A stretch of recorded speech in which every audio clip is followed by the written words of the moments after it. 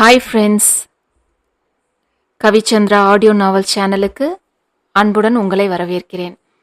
சேனலை சப்ஸ்கிரைப் செய்யாம தொடர்ந்து கேட்டுக்கொண்டிருக்கும் நண்பர்களே, உங்களது சப்ஸ்கிரிப்ஷன், லைக்ஸ், ஷேர்ஸ், கமெண்ட்ஸ் எங்களை அடுத்த நிலைக்கு கொண்டு செல்வதோடு உங்களுக்காக இன்னும் புதிய முயற்சிகளை செய்ய வைக்கும். அதனால மறக்காம சேனலை சப்ஸ்கிரைப் பண்ணிட்டு உங்களது அன்பை லைக்ஸ், ஷேர்ஸ், கமெண்ட்ஸ் மூலமாக எங்களுக்கு தெரிவியுங்கள்.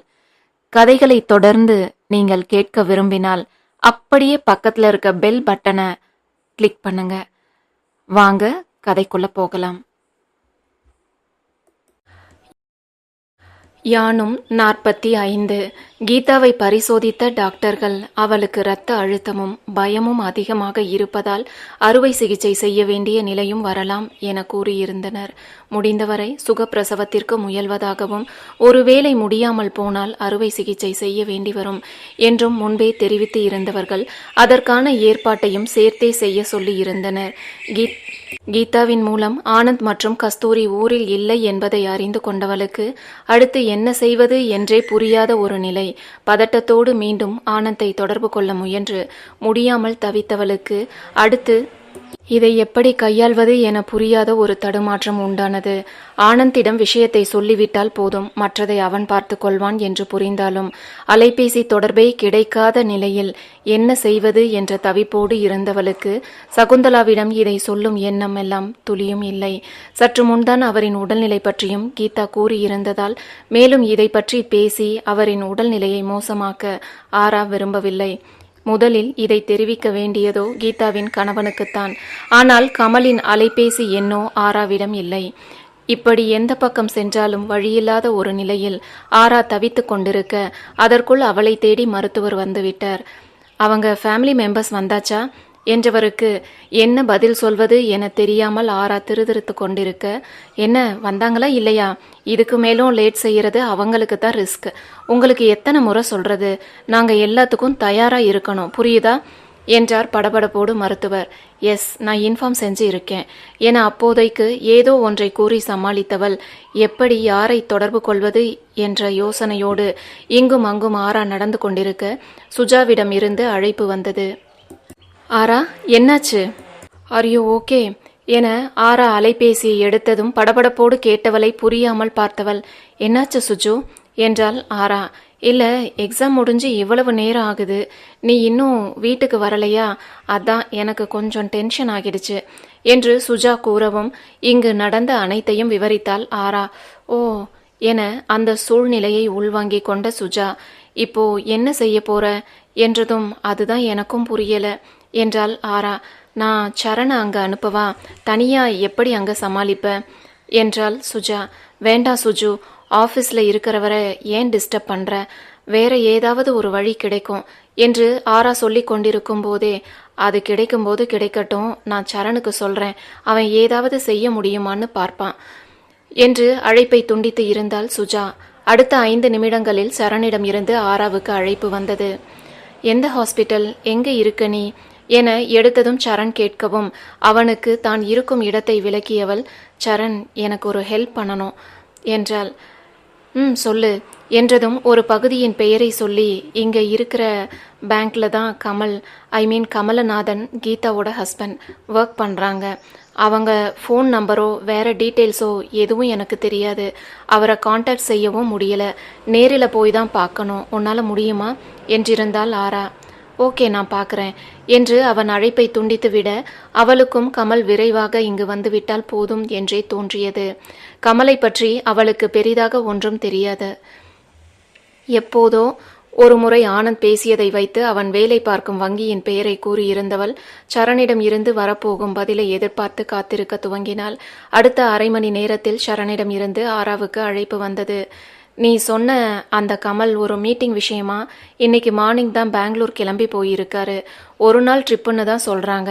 இன்னைக்கு நைட்டு வந்தாலும் வரலாம், இல்லை நாளைக்கு மார்னிங் வந்துருவாங்கன்னு சொல்றாங்க. அவரோட மொபைல் நம்பர் கேட்டேன், நீங்க யாரு என்னன்னு நிறைய கொஷின்ஸ் வருது, நம்பர் தர யோசிக்கிறாங்க எனவும் அந்த வங்கியின் மேனேஜரிடம் அலைபேசியை கொடுக்க சொன்னவள், இங்கு உள்ள நிலவரத்தை அவருக்கு விவரித்தாள். அதன் பின் கமலின் அலைபேசி எண்ணை வாங்கி கொண்டு சரண் அங்கிருந்து கிளம்பியிருந்தான். சரண் அனுப்பி வைத்த கமலின் அலைபேசி எண்ணை மீண்டும் மீண்டும் தொடர்பு கொள்ள முயன்று கொண்டிருந்தாள் ஆரா. ஒருவேளை மீட்டிங்கில் இருந்ததாலோ என்னவோ போன் அணைத்து வைக்கப்பட்டு இருப்பதாகவே தொடர்ந்து செய்தி வந்து கொண்டிருந்தது. இது என்ன, இன்று எந்த பக்கம் சென்றாலும் முட்டு சந்தாகவே இருக்குதே என்பது போல ஆரா யோசித்து கொண்டு இருக்கும் போதே சில பேப்பர்களை எடுத்துக்கொண்டு ஆராவை நெருங்கி இருந்தார் ஹெட் நர்ஸ். எங்க அவங்க ஃபேமிலி வந்தாச்சா என்று கேட்டவர் ஆரா மட்டும் அங்கு தனியே இருப்பதைக் கண்டு, என்னாச்சுமா, அவங்க இன்னும் வரலையா என்ன, இப்படி கொஞ்சம் கூட பொறுப்பே இல்லாம இருக்காங்க. அந்த பெண்ணோட நிலைமை நேரம் ஆக ஆக மோசமாகிக்கிட்டே போகுது, வலியும் ரொம்ப அதிகமா இருக்கு, கான்ஷியஸ் போக போகுது. அந்த பொண்ணுக்கு இனி சுகப்பிரசவம் நடக்க வாய்ப்பே இல்லை, உடனே ஏதாவது செஞ்சாகணும், எங்க அவங்க குடும்பம் என்று அவர் திட்ட துவங்கவும் துளியும் யோசிக்காமல் அந்த காகிதத்தை வாங்கி தன் கையெழுத்தை அதில் வேகமாக போட துவங்கினாள் ஆரா. ஹலோ மேடம், என்ன நீங்க கையெழுத்து போடுறீங்க, அவங்க குடும்பத்தை சேர்ந்தவங்க எங்க என்று சற்று அதட்டலாக நர்ஸ் கேட்கவும், நானும் அவங்க குடும்பம்தான், அந்த பொண்ணோட அண்ணினா என்றாள் ஆரா. அதே நேரம் அங்கு வந்து சேர்ந்த சரண், என்னாச்சு என ஆரா குரல் உயர்த்தி பேசுவதை கேட்டவாறே அருகில் வந்தான். ஒன்றுமில்லை என்பது போல அவனை திரும்பி பார்த்தவள் நர்ஸ் பக்கம் திரும்பி, போங்க, போய் அடுத்து என்ன நடக்கணுமோ அதை செய்யுங்க என்றாள். அதில் ஆராவை மேலிருந்து கீழாக ஒரு பார்வை பார்த்துவிட்டு உள்ளே சென்று என்ன சொன்னாரோ வேகமாக வெளியில் வந்தார் மருத்துவர். நீங்க எதுக்கு சைன் செஞ்சீங்க என அந்த மருத்துவர் எடுத்ததும் கேட்கவும், ஏன் இதுல உங்களுக்கு இப்போ என்ன பிரச்சனை என்றாள் ஆரா. இது என்ன விளையாட்டு விஷயம்னு நினைச்சீங்களா, நீங்க எல்லாம் சைன் செய்யக்கூடாது மிஸ் என்று கேள்வியாக நிறுத்திய மருத்துவருக்கு ஆராதனா என தன்னை அறிமுகம் செய்து கொண்டாள் ஆரா. எஸ் மிஸ் ஆராதனா என்று மீண்டும் மருத்துவர் துவங்கவும், மிஸ்ஸஸ் ஆராதனா என அவரை திருத்தியவள், எஸ், இது விளையாட்டு விஷயம் இல்லைன்னு எனக்கும் தெரியும் என்றாள். நாளைக்கு ஏதாவது ஒன்று ஆகிடுச்சுன்னா நாங்கள் தான் பதில் சொல்லணும், யாரை கேட்டு ஆப்ரேட் செஞ்சீங்கன்னு எங்களை தான் கேள்வி கேட்பாங்க, புரியுதா? எவ்வளவு வேகமாக முடியுமோ அவ்வளவு வேகமாக அவங்க வீட்டில் இருந்து யாரையாவது வர சொல்லுங்க, அவங்க அப்பா, அண்ணா, ஹஸ்பண்ட், இப்படி யாராவது என்றார் மருத்துவர். இங்க பாருங்க டாக்டர், எனக்கும் சுச்சுவேஷன் ரொம்ப நல்லா புரியுது, நானும் நிலைமை புரியாம நடக்க குழந்தை இல்லை, நான் அவங்க அண்ணி தான் என்று ஆரா கூறவும் அவளை நம்பாத ஒரு பார்வை பார்த்தவர், இவ்வளவு நேரம் நீங்க இத சொல்லலையே என்றார் மருத்துவர். சொல்லக்கூடாதுன்னு இல்லை டாக்டர், அவங்க ஹஸ்பண்டும் அண்ணனும் வெளியூர் போயிருக்காங்க, அவங்கள காண்டாக்ட் செய்ய கூட முடியல, அதனால தான் நானே இந்த ஸ்டெப் எடுத்தேன் என்றாள் ஆரா. இல்லம்மா, நீங்க என்ன சொன்னாலும் அவங்க கணவரோ இல்ல பிறந்த வீட்டு சார்பா அப்பா, அண்ணன், தம்பின்னு யாராவது இருந்தாதான் சரி வரும்னு நினைக்கிறேன் என்று மருத்துவர் ஆரா சொல்வதை ஒத்துக்கொள்ளாமல் பேசிக்கொண்டிருக்கும் போதே கீதாவின் அறையில் இருந்து அவள் அலறும் சத்தம் கேட்டது. அதில் அனைவரின் கவனமும் அந்த பக்கம் செல்ல வேகமாக அந்த அறையை நோக்கி விரைந்தனர். கீதா வலி தாங்காமல் அலறி கொண்டிருக்க அவர்கள் இருந்த ஒரு நர்ஸ், இப்படி கத்தாதமா, குழந்தை மேலே ஏறிடுச்சுன்னா ரொம்ப கஷ்டம் ஆயிடும் என கீதாவை அதட்டி கொண்டிருந்தார். கீதாவை அந்த நிலையில் கண்டதும் ஆராவுக்கு மனமும் உடலும் தடதடக்க துவங்கியது. அதில் மருத்துவரின் பக்கம் திரும்பியவள், டாக்டர் ப்ளீஸ், அவளோட நிலைமை ரொம்ப மோசமாயிருக்கு, நேரத்தை கடத்தாம ஏதாவது பண்ணுங்க என்றால் படபடப்போடு ஆரா. நாங்க முடியாதுன்னு எப்போமா சொன்னோம், அதுக்கான ப்ரொசீஜர்ஸ் எல்லாம் உங்களால தான் லேட் ஆகுது, நான் சொல்ல வர்றது உங்களுக்கு புரியலையா என டாக்டரும் தவறு முழுக்க இவர்கள் பக்கம் இருப்பதாக சொல்லவும், எஸ், லேட் ஆகிடுச்சு, நான் இல்லைன்னு சொல்லலை, ஆனால் இப்போதான் நான் சைன் செஞ்சிட்டேன் இல்லை, நீங்கள் அடுத்து என்ன செய்யணுமோ செய்யுங்க என்றாள் ஆரா. உங்களுக்கு இதை எப்படி நான் சொல்லி புரிய வைக்கிறதுனே எனக்கு தெரியல, ஆனால் நீங்கள் நினைக்கிற அளவுக்கு இது ஈஸி கிடையாது. நாளைக்கு இவங்க ஃபேமிலி மட்டும் இல்லை, எங்கள் மேனேஜ்மெண்ட்டும் அப்புறம் போலீஸுக்கும் நான் தான் பதில் சொல்லணும், எந்த பிரச்சனை வந்தாலும் அதை நாங்கள் தான் ஃபேஸ் செய்ய வேண்டியிருக்கோம் என இதேபோல் பல வழக்குகளை தான் பார்த்திருந்த அனுபவத்தில் எரிச்சலோடு மருத்துவர் பேசிக்கொண்டே செல்ல ஆராவுக்கு அவ்வளவு நேரம் இருந்த பொறுமை காணாமல் போயிருந்தது. என்ன விளையாடுறீங்களா? ஒரு பொண்ணை கண்ணு முன்ன இப்படி துடிக்க வச்சுட்டு சட்டம் பேசிட்டு இருக்கீங்க, இதுக்கு தான் நீங்கள் டாக்டருக்கு படிச்சுட்டு வந்தீங்களா? இங்கே பல பேர் கடவுளுக்கு அடுத்து நம்புற ஒரு ஆள் டாக்டரான உங்களை தான், ஏன்னா உங்களால் மட்டும்தான் ஒரு உயிரை காப்பாற்ற முடியும். ஆனால் நீங்கள் கண்ணு முன்ன இவளை இப்படி உயிருக்கு போராட விட்டு வேடிக்கை பார்த்துட்டு இருக்கீங்க. எந்த ஒரு சட்டமும் உயிரை காப்பாற்ற தான் சொல்லுது, உயிரை எடுக்க சொல்லலை இப்போ நான் சைன் செய்யறதுல உங்களுக்கு என்ன பிரச்சனை? நான் தான் அவங்க அண்ணனோட மனைவி. இல்லைன்னா அந்த பொண்ணையே சொல்லுங்க பார்க்கலாம் என்ற ஆத்திரத்தோடு ஆரா கத்த துவங்கவும் டாக்டரின் பார்வை கீதாவின் பக்கம் சென்றது. அவளும் கொஞ்சம் கொஞ்சமாக மயக்க நிலைக்கு சென்று கொண்டிருந்தாலும் இங்கு நடக்கும் அனைத்தும் மனதில் பதிய ஆம் என்பது போல தலையசைத்தாள் கீதா. இது போதுமா, இல்ல எங்க கல்யாண போட்டோ எதுவும் வேணுமா? அவங்க அண்ணாவும் ஊருக்கு போயிருக்காங்க, வர்றதுக்கு 2 நாள் ஆகும். அது வரைக்கும் இவளுக்கு ட்ரீட்மெண்ட் கொடுக்காம இப்படியே வேடிக்கை பார்த்துட்டு இருக்கலாம்னு சொல்றீங்களா? உங்களுக்கு பேஷண்ட் வீட்டை சேர்ந்தவங்க யாருடைய பர்மிஷனாவது வேணுமா, இல்ல வீட்டுல இருக்க ஆண்கள் தான் கையெழுத்து போடணும்னு எழுதப்படாத சட்டம் எதுவும் வச்சிருக்கீங்களா? உங்களுக்கு இதனால என்ன பிரச்சனை வந்தாலும் அதை நான் பாத்துக்கிறேன். அது என்னுடைய ஓன் ரிஸ்க். நீங்க உங்க ட்ரீட்மெண்ட்டை ஸ்டார்ட் செய்யுங்க என அதிகாரமாக கூறியவள், இதுக்கு மேலையும் நீங்க லேட் செஞ்சா ஒரு உயிரை காப்பாத்தாம அலட்சியமா நடந்துக்கிறீங்கன்னு நான் போலீஸ்ல உங்க மேலையும் இந்த ஹாஸ்பிட்டல் மேலையும் கம்ப்ளைண்ட் செய்ய வேண்டி இருக்கும் என்றாள் ஆரா.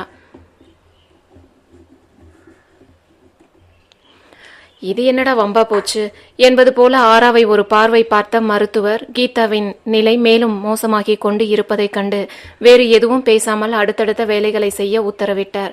கீதாவை அறுவை சிகிச்சை பிரிவுக்கு அழைத்து செல்லவும் அவளின் பின்னாலேயே சென்றவள் என்ன பேசுவது, எப்படி அவளை தேற்றுவது என தெரியாமல் ஒரு நொடி தடுமாறி பின் கீதாவுக்கு இப்போது இருக்கும் ஒரே ஆறுதல் அவள்தான் என புரிய கீதாவின் கைகளை அழுத்தமாக பற்றி கொண்டாள். அதில் அரை மயக்கத்தில் இருந்த கீதா ஆராவின் பக்கம் பார்வையை திருப்பவும், இங்க பாரு கீதா, நான் பேசுறது உனக்கு கேக்குதா? உனக்கு எதுவும் இல்லை, சீக்கிரமா எல்லாம் சரியாயிடும். இப்போ பாப்பா பிறக்க போகுது, நீ தான் தைரியமாவும் சந்தோஷமாவும் பாப்பாவை வரவேற்கணும். நீயே பயந்தா பாப்பாவும் பயந்துரும். உன் ஹஸ்பண்டும் அண்ணாவும் ஊர்ல இருந்து வந்துக்கிட்டே இருக்காங்க. நான் இங்கேயே தான் இருப்பேன். அம்மாவும் நல்லா இருக்காங்க. நீ எதையும் யோசிச்சு குழப்பிக்காத, சரியா? இப்போ உன் மனசுல பாப்பாவை பத்தி மட்டும்தான் ஞாபகம் இருக்கணும். சீக்கிரம் பாப்பாவை பார்க்கணும், பாப்பா கூட ஹாப்பியா இருக்கணும்னு மட்டும் நினைச்சுக்கோ. ரிலாக்ஸா இரு என்று மெல்லிய குரலில் ஒரு கையால் அவளின் கையை அழுத்தமாக பற்றியவாறே மற்றொரு கையால் கீதாவை தட்டி கொடுத்தவாறே ஆரா சொல்லிக் கொண்டிருக்க அறுவை சிகிச்சை அறையும் வந்துவிட்டது. அதில் கீதாவின் கையை மீண்டும் ஒரு முறை ஆதரவாக அழுத்திவிட்டு ஆரா விலகிக் கொள்ள உள்ளே அழைத்து செல்லும் வரை பார்வையை திருப்பி ஆராவையே சோர்வாக பார்த்து கொண்டிருந்தாள் கீதா. ஆராவுக்கு இதெல்லாம் புதிய அனுபவமாக இருந்தது. இதற்கு முன் இதுபோல் எல்லாம் அவள் தனியே மருத்துவமனையில் இருக்க வேண்டிய நிலை ஏற்பட்டதில்லை. சுஜா வீட்டை விட்டு வெளியேறிய போது கூட சுஜாவின் அன்னை வசந்தி இதேபோல் மருத்துவமனையில் அனுமதிக்கப்பட்டிருந்த போதும் ஆரா உடன் இருந்து கவனித்து கொண்டாலும் அவளுக்கு உதவியாக பெரியப்பா ஹரியும் கோமதியும் அங்கு இருந்தனர். அவர்கள் இருவரும் வேலைக்கு சென்ற பின் தனியே இருந்து கவனித்துக் கொள்ள நேர்ந்தாலும் கூட அவசரத்திற்கு என அழைத்தால் அவர்கள் வந்து விடுவார்கள் என்பதால் இவ்வளவு பயமும் படபடப்பும் அவளுக்கு இல்லை. ஆனால் இப்போது அப்படி இல்லையே. இதுவரை கமலையோ ஆனந்தையோ அவளால் தொடர்பு கொள்ள முடியவில்லை. இதில் குழந்தை பிறப்பு என்பது ஒரு பெண்ணுக்கு மறுஜென்மம் போன்றது என படித்தும் கேட்டும் மட்டுமே இருந்தவளுக்கு நேரில் அதை கண்ட நொடி கை கால்கள் எல்லாம் வெடவெடக்க தொடங்கியது.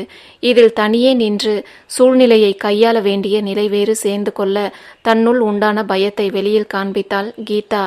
மேலும் மிரண்டு போகக்கூடும் என்றே தன் மனதை மறைத்து கொண்டு அவளுக்கு தைரியம் கொடுத்தவள் அதன் பின் தளர்ந்து போய் அங்கிருந்த இருக்கையில் அமர்ந்தாள். இருவரும் எந்த ஆபத்தும் இல்லாமல் நல்லபடியாக திரும்ப வந்துவிட வேண்டும் என்ற தவிப்பும் வேண்டுதலும் ஆராவின் மனம் எங்கும் இருக்க அவளின் நிலையை புரிந்து கொண்டது போல சரண் அவளின் அருகில் அமர்ந்து ஆறுதலாக அவளின் தோளில் தட்டி கொடுக்க துவங்கினான். அதில் பார்வையை மட்டும் உயர்த்தி அவனை பார்த்தவள், ரொம்ப பயமா இருக்கு சரண் என்றாள் ஆரா. அவனுக்கும் சற்று முன் நடந்ததை எல்லாம் கண்டதில் இருந்து மனம் அப்படித்தான் இருந்தது.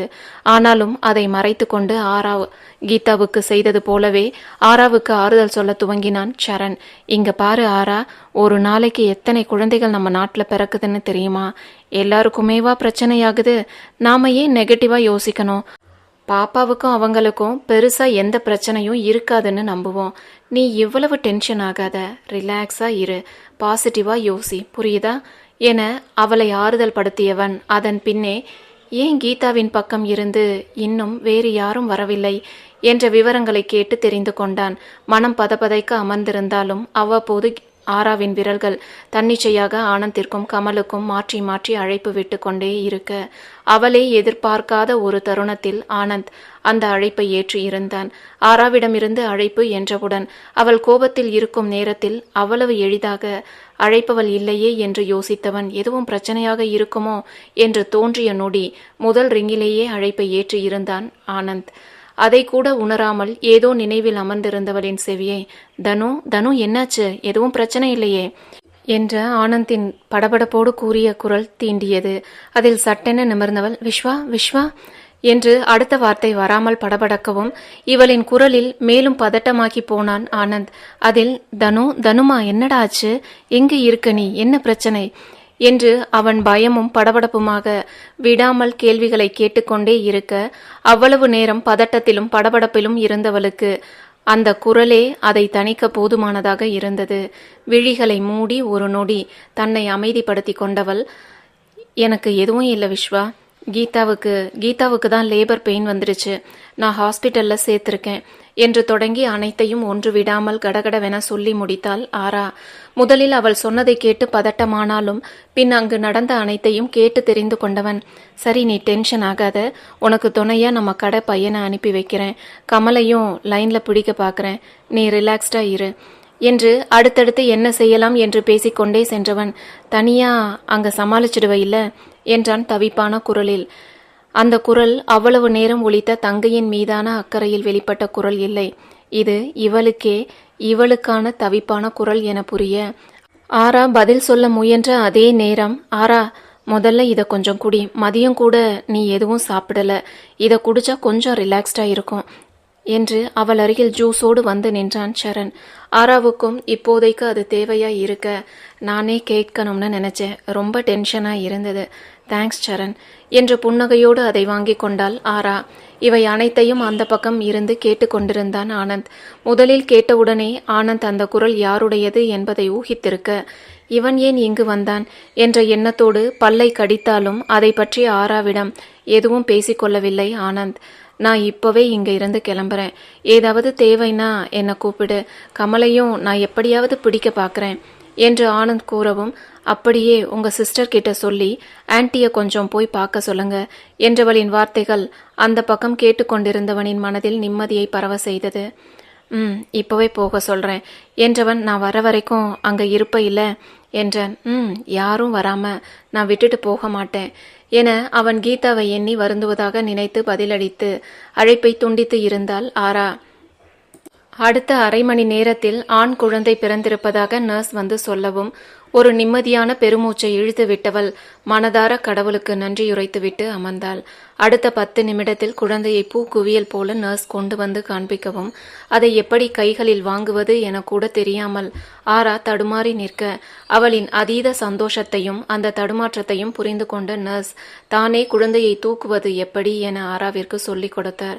துருதுரு விழிகளும் புசுபுசு கன்னங்களுமாக பார்வையை இங்கும் அங்குமாக அலைய விட்டு கொண்டிருந்த குழந்தையை கண்டு புன்னகைத்தவள் அவனின் நெற்றியில் முத்தமிட்டு, வெல்கம் டு திஸ் வேர்ல்டு குட்டி பையா என்றாள் ஆரா. கீதாவை பார்க்க முடியுமா என நர்ஸ் கேட்கவும், கொஞ்ச நேரத்துல ரூமுக்கு மாத்திடுவாங்க, அப்போ பார்க்கலாம் என்று நர்ஸ் குழந்தையை வாங்கி கொண்டு உள்ளே சென்று விட்டார். அச்சோ, எவ்வளவு அழகு இல்ல சரண், அந்த பாப்பா எப்படி துருதுருன்னு பார்த்துட்டே இருந்தான் பாரேன் என்று சொல்லி சொல்லி சந்தோஷப்பட்டு கொண்டிருந்தாள் ஆரா. இந்த இடைப்பட்ட நாட்களில் இவர்களுக்குள் நல்ல ஒரு நட்பு மலர்ந்திருந்தது. சம்பிரதாயமாக வாங்க போங்க என்ற அழைப்பெல்லாம் வேண்டாம் என முடிவெடுத்து இயல்பாக பழக துவங்கி இருந்தனர். அவளின் சந்தோஷத்தையும் அந்த குழந்தையை பார்த்தபோது ஆராவின் முகத்தில் வந்து போன உணர்வுகளையும் கவனித்திருந்தவன், உனக்கு குழந்தைன்னா அவ்வளவு பிடிக்குமா என்றான் சரண். தெரியலையே என அவன் கேள்விக்கு பதிலளிக்க தெரியாமல் விழித்தவளை கண்டவனுக்கு சிரிப்புதான் வந்தது. அதில் புன்னகையோடு, சரி சரி என சரண் வேறு எதுவோ சொல்ல துவங்குவதற்குள் கமலிடம் இருந்து ஆராவுக்கு அழைப்பு வந்தது. அதை ஏற்றவுடன், நான் கமல் பேசுறேன், இப்போதான் ஆனந்த் எல்லாம் சொல்லி உங்க நம்பரும் கொடுத்தாரு, இதோ நான் கிளம்பிட்டேன், வந்துட்டே இருக்கேன், ப்ளீஸ் நான் வர வரைக்கும் அங்க அவளுக்கு துணையா உங்களால இருக்க முடியுமா என்று மன்றாடலோடு கூடிய குரலில் கமல் கேட்கவும், மிஸ்டர் கமல், நீங்க வர வரைக்கும் நான் இங்கேயே தான் இருப்பேன், கவலையே படாதீங்க, அப்புறம் உங்களுக்கு பையன் பிறந்து இருக்கான், குட்டியா கியூட்டா சப்பியா அவ்வளவு அழகா இருக்கான்.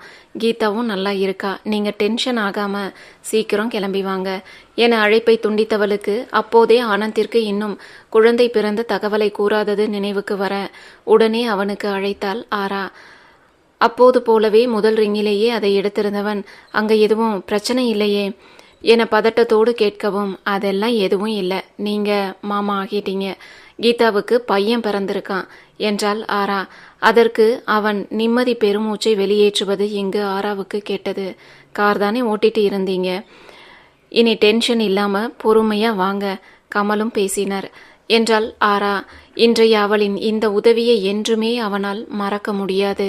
அதில் உணர்ந்து புரிந்த குரலில் தேங்க்ஸ் தனு என்றான் ஆனந்த். அதற்கு ஆரா பதில் அளிப்பதற்குள் கீதா அறைக்கு மாற்றப்பட்டு விட்டதாக நர்ஸ் வந்து சொல்லவும், சரி நான் வைக்கிறேன் என அழைப்பை துண்டித்து விட்டு சென்றாள் ஆரா. இதையெல்லாம் இந்த பக்கம் இருந்து கேட்டுக்கொண்டிருந்த சரணின் மனம் முழுக்க ஆராவை பற்றிய சிந்தனையே ஓடிக்கொண்டிருக்க, அங்கு ஆனந்தும் அவளை பற்றிய சிந்தனையோடே காரை ஓட்டிக்கொண்டிருந்தான்.